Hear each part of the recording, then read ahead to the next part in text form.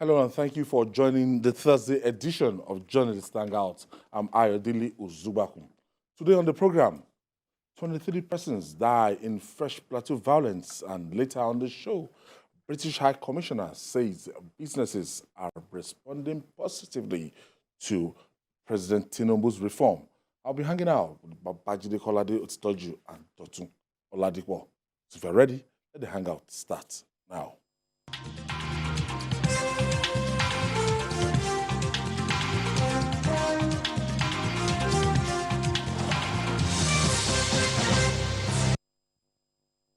Thank you for staying with us. A proposed salary increase for elected politicians is causing ripples in the polity. The Revenue Mobilization Allocation and Fiscal Commission has recommended a 114% increase in the salary of elected public officials, including President Bola Ahmed Tinubu, his vice Kashim Shettima, Senator, the federal and state legislators, governors, as well as judicial officers. This, however, requires approval from the president and other cabinet members, after which it will be sent to the National Assembly through an executive bill for passage. But amid strong condemnation of the move, the special advisor to the president on special duties, communications, and strategy, Dele Alake, said President Bola Tinubu has not approved any salary increase and that no such proposal has been brought before him for consideration. Judy, statutorily, the Revenue Mobilization Allocation and Fiscal Commission, RAMAFAC, they are the body that are empowered to make this move. And at this 114%, according to what I gathered, might even have a kind of retroactive effects, as in former President Mohamed Buhari and Yemi Osinbajo might, benefit from this. But what this government is now saying that, look, we don't know anything about it, and even within the commission, there's kind of division on this 114% increase. How timely is this salary increase? When you look at the wages of judges at this time, you'll be tempted to say we've been very unfair to judges. This country, Judges? Yes. This country has been very, very unfair to judges. The wages of judges, including Supreme Court judges, is a disgrace, honestly. And we've got to do something about it. We've got to do something about it. We cannot continue to pay judges the kind of wages that we pay them and expect that corruption will not thrive.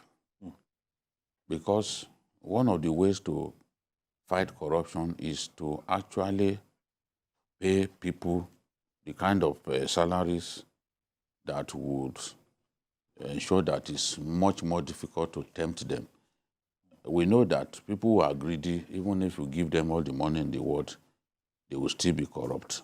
But we have to pay judges the sort of wages that do not incentivize corruption. That is my feeling. Because I don't want us to generalize. The other day, the Revenue Commission talked about the fact that there are some civil servants who actually earn fatter salaries than the president and his deputy. Yes, and it's true. You look at in some of the government parastatals like NNPC, DMO, and the rest of them, people earn extortionate wages. Special they are unable to packages. Refine crude oil through our refineries, but their workers are among the highest paid anywhere in the country. You know, some CBN workers too, they are in that grade. Yes. We prefer to pay teachers peanuts, but some categories of workers in Nigeria, public servants, so we pay them way above what we pay their colleagues in other departments, in other ministries, in other agencies. It's been like that from time. I don't know why. That is a problem. That's why people struggle to get into some of those places. I want to work in debt management office. Yes. I want to work in this. I want to work in that. Nobody wants to go and serve as a teacher somewhere. You know? As an undergraduate then, if you ask me, I would say NNPC.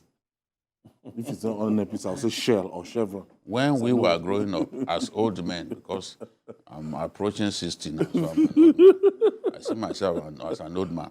Teachers were among the best paid in this country. Yes. Teachers. And in those days, the best schools were the federal government colleges. Yeah. So when you Till see the someone, 80s. Shagari's children were FGCs. attending FGC learning. Yeah. Till the I even 80s. remember, I'm sure, Janiki, when Bida. he had an accident and he lost his children. Remember? You know? 7. So he lost the children. Even I think one of the wives died with those children. So things have changed. Teachers used to be so well respected and were paid good wages. They were the ones sending their children to the best schools. Now, I think that when you look at what some civil servants were earning, they shouldn't earn more than the commander-in-chief. Public servants, so, who are under his command, under his authority, they shouldn't earn higher than the boss. That is a fact. They need to take a look at that. But at this time, even if you want to make adjustments to For people's something that salaries, is abnormal at a to be time normal, people will like look at this, it. you can't come up with this. Of course, the Tinubu haters have gone to town again. I said, we told you he has come to loot. Somebody who looted Lagos, he has come to, they've come again. They can't point at Bala Blue comments anymore. Since the Baba came back from France, Bala Blue has not come out. They can't point at that. Baba went anywhere. They shouted Melokon. They have no sound bite to hold on to anymore. So this thing that the president did not ask for, Did not ask for. he did not ask for. About, He has not approved. He has not looked at it. I'm sure they've not even briefed him at all. They are already accusing him that he's the one who instigated it. What will Tinubu do? What is the salary that you are paying? Let's say you want to pay 3 million per month. What is the salary that you want? You want to impress a shareholder of one of the most profitable companies in the world. Yes. At least I've known that he's been a shareholder of that company for 10 years. I have known that. That's the company where Steve Jobs used to work. Maybe some people don't even remember. Apple, somebody who is a shareholder at Apple. So is that salary that you think, that little consequential adjustment is what will be driving him crazy? People are funny. But the truth is, this is just at the realm of suggestion. The president has to give his comment. And the president, I'm sure, at this stage, you will look at the mood of the country, you will not make the mistake of giving. He has just raised another perspective now, you know, as if some people are saying, oh, the other sector might need to just take a look at it. Well, we certainly need to, but let me say before I go into that the media, we really, really need to be very careful the way we give perspective to our stories. What the man in the revenue mobilization said, and very clearly, to the Kebbi State governor, yes, was that there was a proposal, and that proposal. It was just a slip of. No, it wasn't a slip. It was very direct, accurate, and did not miss the point. Was that there is this proposal for a 114% increase in the salary of public officers and judges, which must go first through the state's houses of assembly. That's the starting point. Not even the president. It has nothing to do with very tough hurdle then. They must all very sign. Tough, difficult hurdle. They must all approve it. They will pass it because they will all benefit. Yes, they will all benefit, but at least it's a process, not this report that it has already been approved. It's a process. So when you say something has been approved, then you're already creating a problem. Where there's none. Where there should be none. Just At like least level it's a of process. succession. Yes. It's a process. It says if the assembly is approved, then it can move forward. But without that approval, Because it the can't go spokesman anywhere. of this commission denied it. So that's why there is no division within the commission. There's no debate It's a already. straight. They've not even started deliberating. They've not. So you must go through a process. That's one. The second one is, if you are going to benefit from certain things at this time, the government also is sensitive.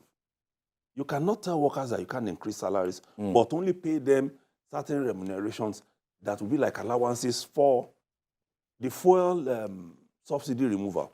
And then you go ahead and say you have approved 114% increase. While you're still negotiating with nobody Labour who is and TUC. Who is going to be that daft?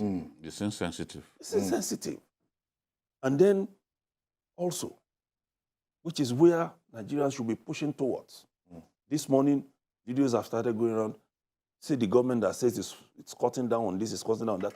And we saw the president of the Senate with his convoy, leaving the National Assembly. About 20 vehicles. How many policemen, DSS, soldiers with him? Those are the areas we now need to focus on. Good for the optics. And tackle. Let us reduce the cost of governance. It's crucial at this stage.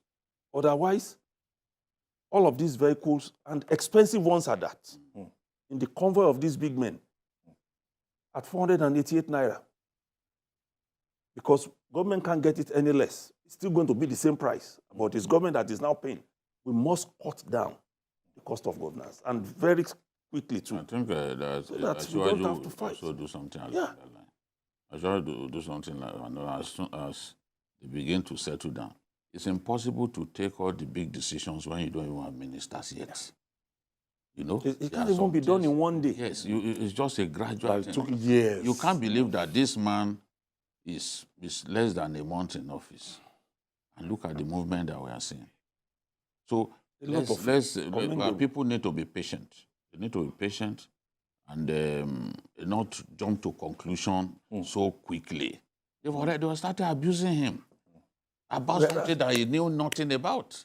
That even the process has not started. Well, let's face it, if you know the salaries of public servants, political appointees, SSG, this and that, it's been stagnant for a long time.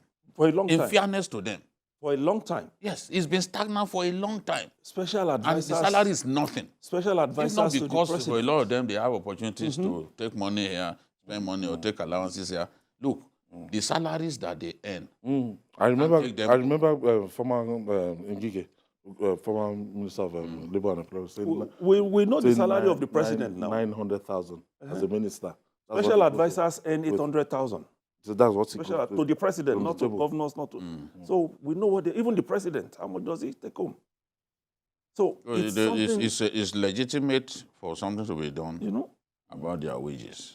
It's the allowances that constitute the elephant in the room. Dangerous. Those allowances. Dangerous. Those senators and also their wages are not really high. But the allowances run you mad. And especially the one that they call security votes. All right. The trouble on the plateau in north-central Nigeria is yet to abate. In fresh violence, about 23 persons have been burnt beyond recognition in Chisu village, Mangu local council of the state.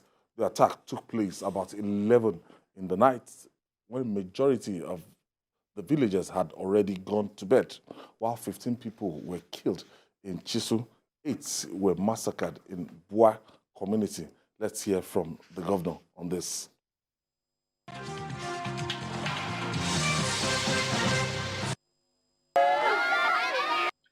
Recent records have it that more than 267 people, including women and children, were gruesomely murdered by militiamen between the months of May to date.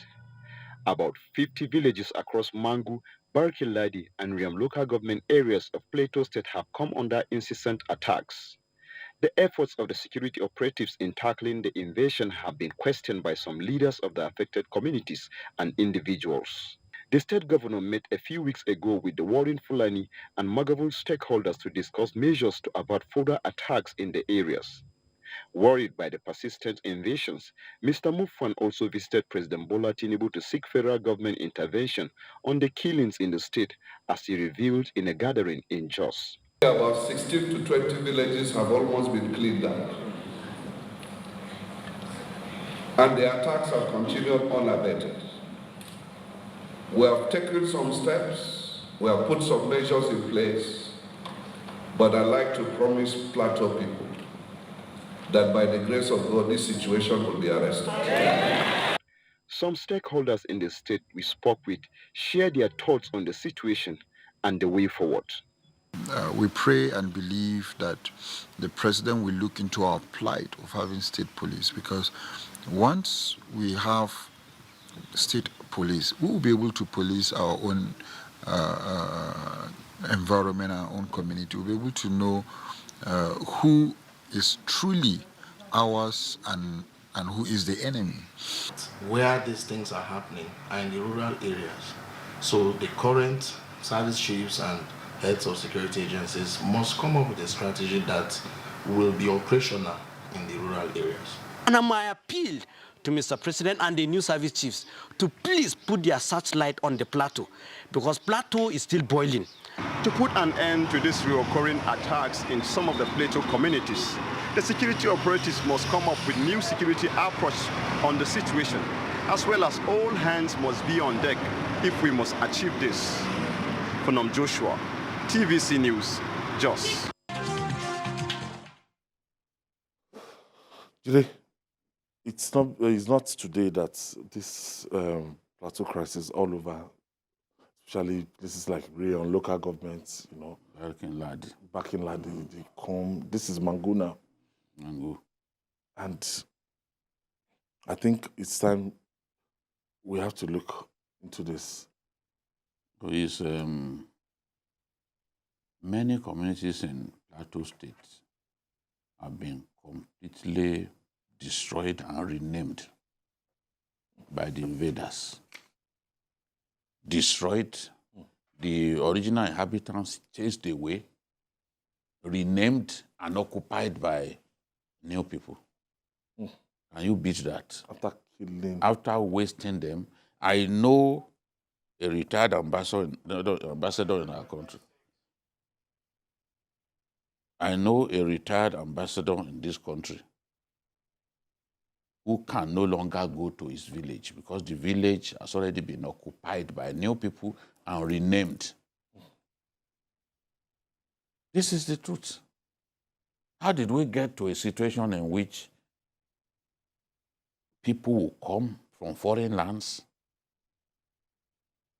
and kill our people, render their communities desolate, and then take over those communities?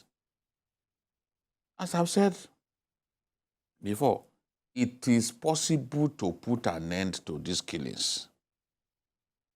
It is possible. It's just that we've not taken the right steps. And the president, having now appointed service chiefs, must declare the deliverables to them. Honestly. Eyeball to eyeball. Can't just be a general, chief of army staff, or anything. You want to sit down there and... No, these are your deliverables. This is your KPI. Yes, even Inspector General of Police. Everybody. This is internal Everybody, security. that's how it's done. Yeah. And that's why when people see signs that they are failing, they don't even wait to be shown the door. Honestly. They resign. In our country, they will fail. Even the CNC will be the one to keep them in office for 5 years. Come on. Enough is enough. People have failed at the duty that you've given them. The world is abusing you. And you keep them in office in perpetuity. Who does that now? For 64 months. You keep them in perpetuity? Service chiefs were in the office. After even are they politicians? After their retirement age. Yes. No, you see, the statutory is even unconstitutional to keep people in office beyond their statutory age of retirement. Oh, service chiefs, they got extension. the first time. After they got extension, you then kept quiet. You didn't give a second extension. You kept quiet because you knew people would complain about a second extension. You kept quiet and just left them. And They went on and on and on. Those past the age of 60, you still left them. Those were contacted. And we were not seeing results. And they were advocating for them as like politicians. They should continue in office. Look, why is it their fault? It's not their fault. Then the CEC does not even show a desire to let them go. The National Assembly passed the resolution. Yes. Not that we were failing. No action. Now, you cannot, Mr. President must realize that, look, these people, you must give them deliverables. Otherwise, we will challenge Mr. President to. At the end of the day, yes, the yes, stops on you must give them deliverables. Yes. And they must be seen to be performing. They must be seen to be getting results. Otherwise, we will ask Mr. President what is going on. That's our job. As journalists. Yes, that's our job. Can't continue to kill people. How can you kill 23 people in just a few days? Where is it done? And the next thing, they will be thinking of who to kill next. And nothing will still happen. This situation is quite unusual. And because people are not there, you can't feel what they are feeling. Just look at the national. Sometimes a whole family wiped out. Yes, yes. I mean, if you attack people in their sleep, you are likely to kill everybody. Of course, because you are entering. And these people, they kill women and children. Largely. Largely, that's what happens. Largely. And it's also... Somebody sent me a message, said, please help us. These people want to wipe us out. They want to, this is like a Scotch-Ed policy. They want to destroy all of us so that we don't exist anymore. Nigeria holds it an obligation to these people to not let the invaders who want to wipe them out of existence succeed. Yeah. And it's quite obvious that these people they are quite organized. Because they know when and where to attack. hit. So it means they also have their own intelligence. How they will beat security posts here and there, military checkpoints. You know, that was why when some people were alarmed when the Benue State governor came and said he was going to dismantle military checkpoints. Because he said they weren't serving their purposes. The people are even asking now that soldiers should leave their community. Yes. Because they weren't. Because what they're asking. Once these guys move in, you won't find the soldiers. Like BKO said, I think right from the service chiefs to their commanders at the state level, they should be held responsible for some of these things. They should be held accountable. Because that's why they are all there. You have the police, you have the army, civil defense. You have civil defense, you have all layers of security. Yes, we've advocated several times on this program. There is need for more recruitment. But even until when we can do that, can we do more of intelligence gathering than just response to attack, kind of policing and reactive, we are just reacting.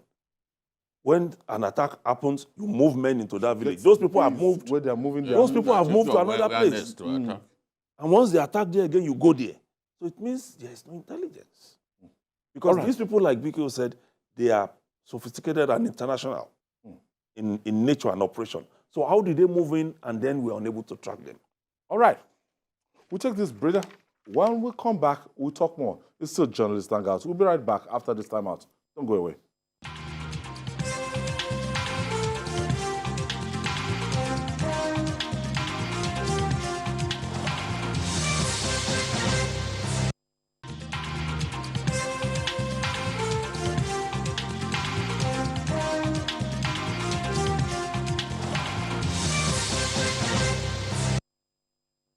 Thank you for staying with us. If you're just joining us, this is Journalist Hangout, your favorite news and current affairs program, live from TVC News here, from our headquarters here in Lagos. And I still have Babajide Kolade Otitojo and Dotun Oladipo in the studio today.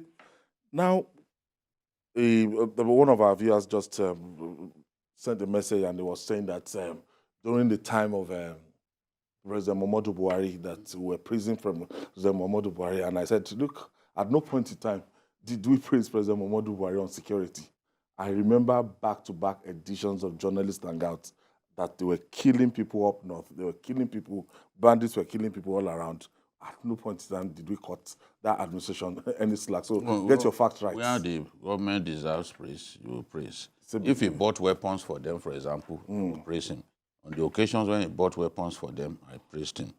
Now, people, some faceless civil society organizations, even petition TVC, that Babajide was working for the enemies of Nigeria. I remember that Remember time. those who went on social media to say I was friend of Shekau. I remember that time. After the kidnap of the Kankara boys. So people have a little sense of history. They won't remember that at a point they felt that I was an enemy of the army. Enough. Because army will claim that it repelled the attack, I will come out to say it's a lie. You remember when I was in Maiduguri, I came back after the Boko Haram took over Baga. You asked me that question. Despite the fact the army claimed that it had repelled the attack, you asked me, say, Babajide, you are just coming back from Maiduguri. Who is in Baga now? And I told you, Boko Haram was in control of Baga at the time.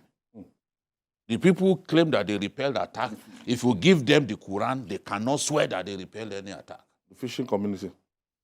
Yes, the boys were there for a long time. For a long time. They even took pictures inside the war room of the military in Baga.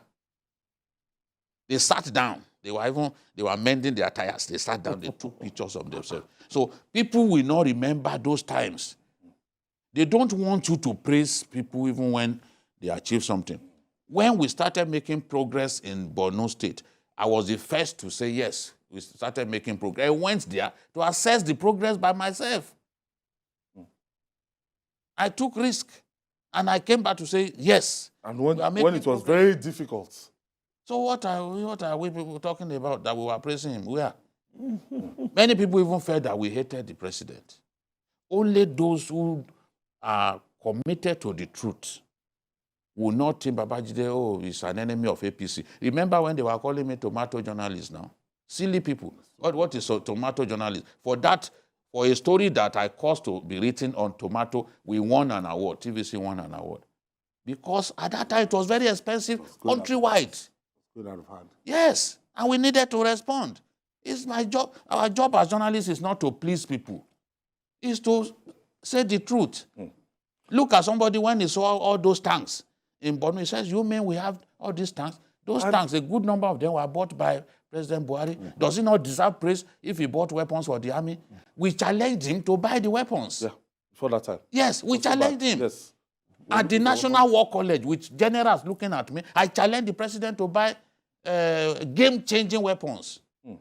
That's the thing. So, but our people, sometimes we just, you see, social media, to keep your sanity in place, sometimes just take a flight from social media.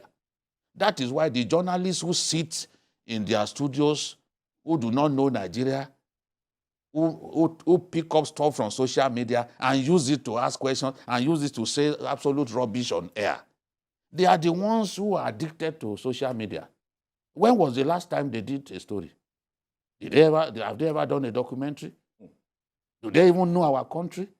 How many places have they been to? So we are not like those ones. We are practical journalists. We go to the most difficult places. Oh, you said you started work in Mambila. We went there to show that you've not even built a road leading to the place. That is who we are. Now, when you look at the situation now, life has become so cheap that these reports, you can't even go to the pages of the newspaper tomorrow or maybe headline, you'll find the stories. And if it happens elsewhere, a state of emergency can be declared. How can they be killing 20 people? It's because we are becoming used to the news. It's become an everyday thing. But like it's been noted, every life is important. That's why in other countries, people are proud to say they are citizens there. Because an American life can't go to waste anywhere. The government will move in. No matter who is involved, that life must be saved. We've witnessed American operation in Nigeria. And we saw it Came was to the only north, one, solo, only one man. just a farmer. Only one man needed to be rescued. So it has gotten to a stage where we need to realize that the consequences of what we are doing to all these communities that have been attacked, especially the agrarian ones, will keep haunting us For a very long time. for a very, very long time. Because nobody wants to go out again. A farm. People are indoors. It's a farm. In all of those villages, I'm so sure that in the past, people will still be outside doing tales by moonlight until about that 11, 12. Most communities You in know Ondo State- what some Nobody people does. do now in some communities? They just do farms in front of the houses. In front of the houses. They can't go inside. Can go inside. Where they're going to get plenty harvest. I was even told that people come together in the community that will go to your farm today, maybe 50 people at the same time. Tomorrow we'll go to your farm. You can't go to the farm Still solo. kidnap those ones. Yes, They can still kidnap those ones. The people, these days now, what the bandits do in Katsina and other places is they will approach the community. They will say, okay, as a community, Come this and is pay what us. we want from you. You must pay. So the levy is determined by the size of the community. This is not fiction. It may look like fiction. Pay. Based on the size of the community, They have their own they FIS. will, and you see, they will also appoint a district head. So that district head, they will tell you, this is the person that you deal with. That's what Bello, Tuji, and Co are doing. Deal with this. This is the person that I've appointed. Sometimes they kill the substantive district head. They will install their own and tell you to interface with that person. If for any reason you fail to pay, oh my God, the reaction Can't feel can the be very presence of brutal. governance in those areas. Yeah, of course, so many places. There's no presence. The roads are not even good. So even when they raise the alarm, before you get to the place, they've nearly killed everybody. No roads.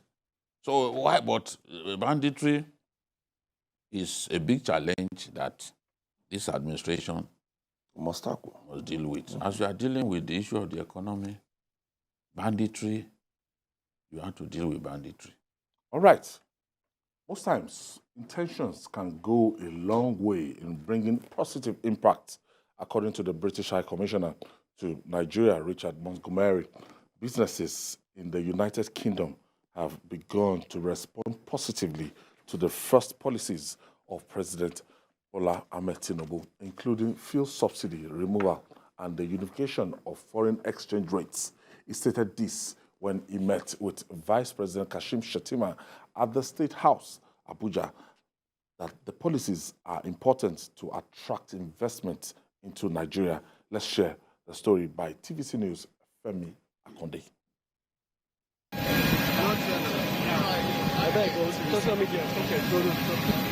It's for TVC.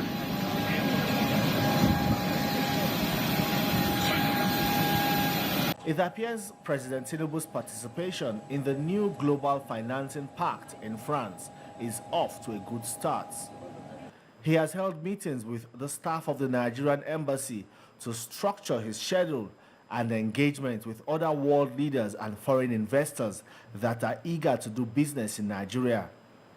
The introduction and implementation of some audacious economic policies in just less than 1 month since he assumed power may be sending the right signals to investors. Mr. President's policies in the last 3 weeks really have encouraged these foreign nations and investors to become more interested in the affairs of Nigeria, in shoring up the economy of Nigeria. So a lot of them are quite interested. So many of them have even indicated interest to meet with Mr. President in this trip. At the last count, about 3-4 different heads of states of developed countries. As President Bola Tinubu hopes his engagement will be productive and will return investors' confidence to Nigeria. Back home in Abuja, Vice President Kashim Shettima also met with the British High Commissioner to Nigeria. They talked about strengthening the Nigeria-UK relations and improving trade ties between the two countries. So I think we already have a very good economic dialogue, but I think there's a great potential to do more. And as I discussed with His Excellency, the big economic decisions being taken by this government are really important, and they're being noticed around the world. The removal of subsidy, the exchange rate reform, all of that creates a much better investment environment. And I was in London last week. I was briefing my ministers, but I was also talking to British business in the finance, banking, investment sectors. It might be too early for the Bola Tinubu presidency to count its successes, but it is getting praises for the early steps taken so far. Femi Akonde. For a very long time, these institutions, the IMF, World Bank, they've been clamoring for this removal of Morgan. Yeah.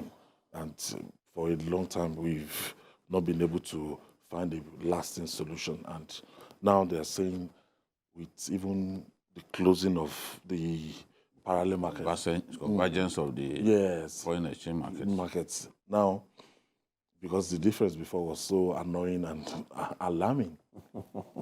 So annoying. The fastest way, subsidizing dollar. A multi-billionaire, just give $1 million at 410, the person will go to town. You doubled it. You know, one minister told me that he traveled with the president and they wanted support, financial support. And their host told them, no, you don't need support. Huh? You are giving subsidy here and there. You don't need support. No subsidy for forex, subsidy for electricity, subsidy for petrol. Really don't need support. You don't look like people who need support. You told them to their faces. You know, I think it was the VP that they traveled with, not the president. So they were telling us what we needed to do, but which government after government did not have the courage to do. Because we must tell ourselves that some of these measures are very painful. Extremely painful.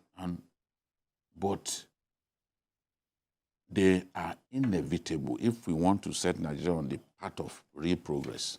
Because a country is spending 96% of its receipts to service debt is not a country on the path of progress. That's a fact. There's no economist that will tell you that, oh, that shows you are making progress. No, you are not.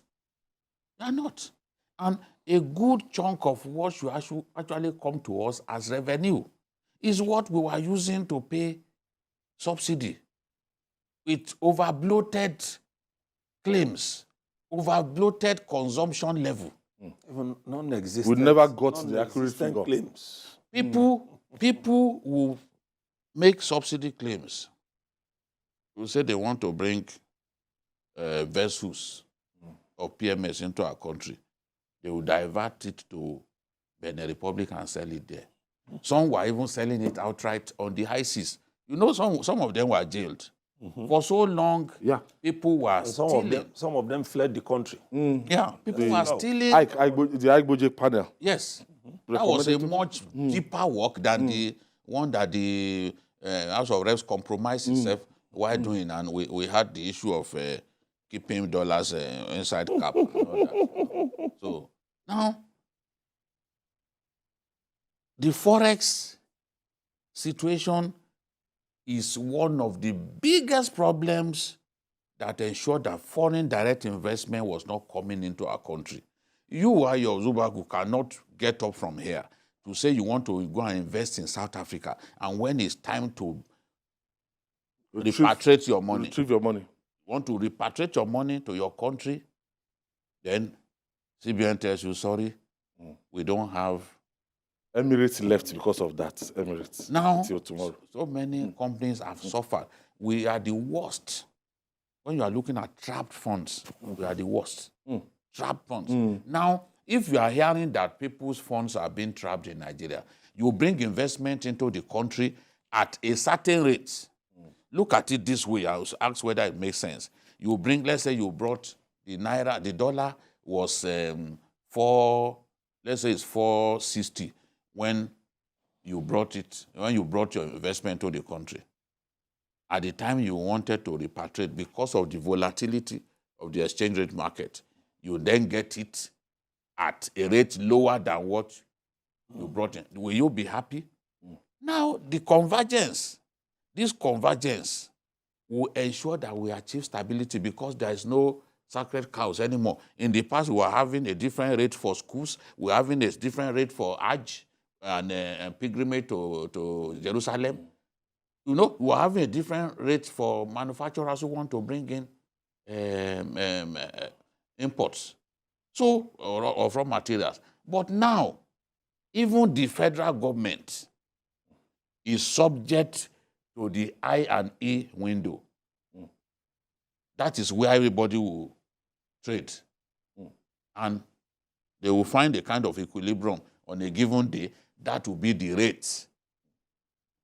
Today, it's gone up to like 7 something. But ultimately, I don't know what it was. I looked at 709 the last time I checked.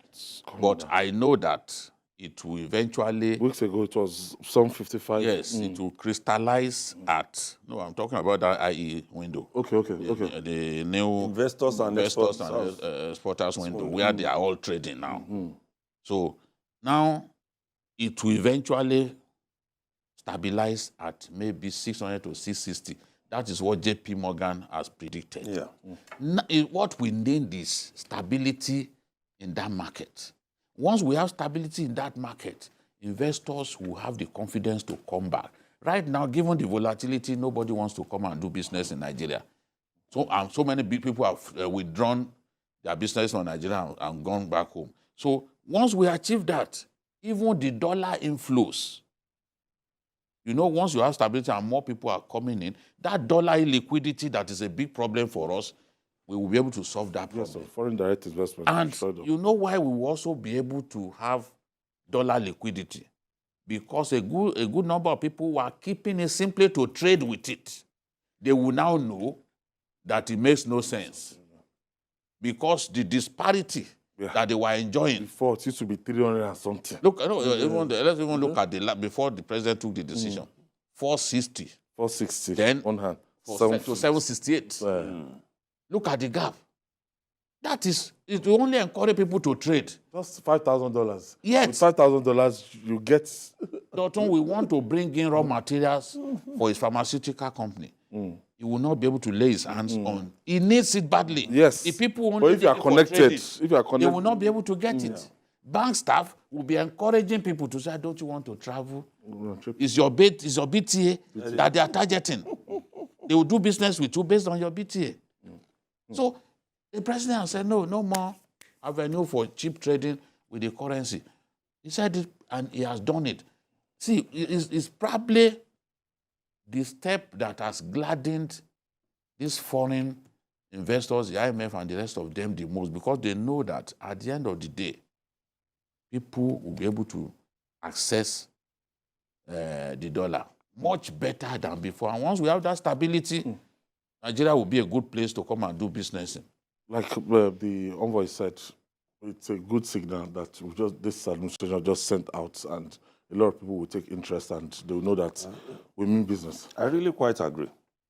I really quite agree with that position. Because that stability is what we need. If no one is sure that doing business here is safe and secure, if I bring in $1 million, can't get return for investment. I want that $1 million to still be there at that rate. Don't let it be devalued. It's the devaluation. I will be owing people. And then don't also let it be trapped. IATA, on that, we are not good in their rating. At all. Extremely bad.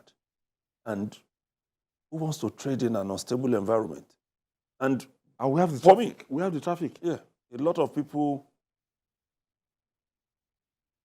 do not really know or don't appreciate when you see a leader who understands the basics and can see beyond the protests and the short or, immediate gain people are seeking to enjoy. And I think NLC too must be saying it now. Or maybe the leadership is being forced to see it. Because ordinarily in the past, when you have removal of subsidy by a certain percentage, what they keep demanding for is increase in salary. They now know that that increase is also still going to bring inflation. So what they are looking for is something that can cushion the effect, which is far better than pushing for a salary increase that is also going to increase inflation. Because it's our way of life. When you go now, you'll see that the transport sector is settling down. When the subsidy was initially removed, some went stable as high as 200% increase. They've come down. What it means now is those guys who used to take home the kind of interest or wages from this transport sector that is not commensurate with the service that they are rendering, they now know that they must cut down on the profit that they make. And that's why things are settling down. For instance, short distance, like maybe in Lagos here, from Ogba to Bega, at the time the increase came, it went to 200 naira. Now, from 100 naira to 200. That's come down now. Sometimes you see them take the same 100 naira or maximum 150. Because people are not going to patronize you. So as Nigerians, we are also coming to that realization that I must not make excessive profits on what I traded. The number of cars flying the different routes just it was good, and people will like they will say, I will leg it. If it is too much, I will leg it. And so, it's just the reality of our situation. And we must begin to look at the positives, not just the immediate negatives. Some things are going to come up. And we have to keep dealing with those things. For instance, July 1, there will be an increase in electricity tariff if we are not careful. What can government do in that regard? Those are the things we should begin to look at. Can we, at some point in this country, get to a situation like the telecom sector? Actually, that sector is also subsidized as the electricity power sector. The power sector Yes. is subsidized. So even the current tariff is not cost reflective. It's not. So the Gencos cannot make their money. They are not. The Discos, sorry. They are not. It's not cost reflective, and government has subsidized them with hundreds of billions. Of naira. So that's also, they've also told us to do something about that. They've advised us. 40% increase from July 1. So we must be. They'll continue like that on an increase. I know when I want to leave. I know when I want to leave my house, I must you must put it off. Switch off my fan. And investors will not come into the sector when they can see that it's not. Can't make profits. They can't recoup their investment. How can, for example, let me just give as an illustration, the cost of producing electricity is 35 naira per kilowatt hour, and you are charging 18. Like that's the sort of situation. Yes, that's the sort of situation that we've been in for many years. So government can continue. Government can subsidizing. It means gradually we are going to get there. Everybody, it's not tough time.